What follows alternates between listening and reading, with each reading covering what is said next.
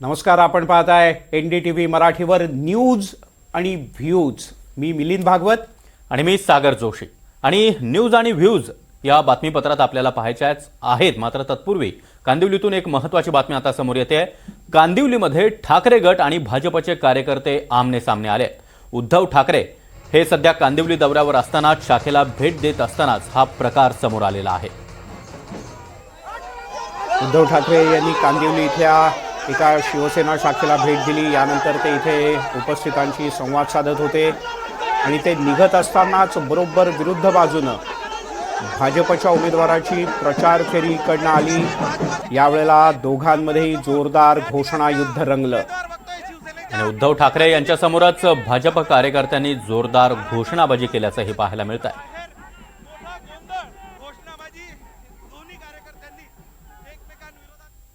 सध्या आपण बोरिवली पूर्व परिसरामध्ये आहोत आणि बोरिवली पूर्वमध्ये उद्धव बाळासाहेब ठाकरे, महाराष्ट्र नवनिर्माण सेना आणि भाजपा शिवसेनेचे कार्यकर्ते आमोरासमोर या ठिकाणच्या उमेदवार बघतोय। शिवसेनेच्या आदिती कुरसंगे हे उद्धव ठाकरे यांच्या वाहनासमोर नाचतानाचे चित्र आपल्याला बघायला मिळतंय। उद्धव ठाकरे या ठिकाणी महाराष्ट्र नवनिर्माण सेनेच्या उमेदवार कविता राणे यांचा प्रचार करण्यासाठी त्यांच्या कार्यालयाला भेट द्यायसाठी आले होते। या ठिकाणावरनं शिवसेनेची रॅली चालली होती। आपण बघतोय महाराष्ट्र नवनिर्माण सेनेच्या शाखेच्या बाहेर मोठा गोंधळ या ठिकाणी होताना बघायला मिळतोय। हे कार्यालय आहे कविता राणे यांचं। या ठिकाणी उद्धव ठाकरे यांची गाडी काही काळ कार्यकर्त्यांनी अडवली होती। भाजपा शिवसेनेचे कार्यकर्ते आपण बघतोय।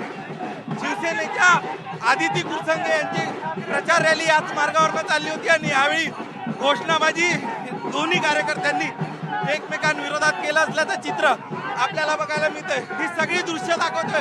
हा बोरिवली पूर्व भाग आहे। बोरिवली पूर्वच्या प्रभाग क्रमांक 11 येथील उमेदवार कविता माने यांच्या प्रचार कार्यालयाला भेट देण्यासाठी उद्धव ठाकरे आले होते आणि या ठिकाणावरनं आदिती भास्कर कुरसुंगे ज्या शिवसेनेच्या उमेदवार आहेत त्यांची रॅली देखील चालली होती आणि हे जात असताना या मोठ्या प्रमाणात घोषणाबाजी करण्यात आली। कार्यकर्त्यांनी या काही काळासाठी गाडी देखील रोखली होती। सगळ्यात महत्त्वाचं आपण बघतोय स्वतः ज्या आदिती कुरसुंगे होत्या ह्या कार्यकर्त्याच्या खांद्यावर चढून नाचल्या देखील उद्धव ठाकरे यांच्या गाडीवर। मोठा राडा आपण बघतोय। या ठिकाणी कार्यकर्ते एकमेकांना समोर घोषणाबाजी केली असतानाचं चित्र बघायला मिळतं। काय झालं, तुम्ही नेमकं कशासाठी घोषणाबाजी करता? उद्धव साहेब इकडे आलेले आहेत आणि मुद्दामून इकडे आलेले आहेत आणि उद्धव साहेबांसमोर त्यांनी नाचून असं दाखवलं की उद्धव साहेबांचं त्यांनी स्वागत केलेलं आहे। अरे आमच्या पडूतूनच फुटून गेले आहेत। तुम्ही किती जरी गेले तरी उद्धव साहेबांचा आदर राहणार। महाराष्ट्रामध्ये एकच brand Thackeray brand, Thackeray brand. Sir, तुम्ही घोषणाबाजी करताय, काय नेमकं घडलं या ठिकाणी, काय सांगाल?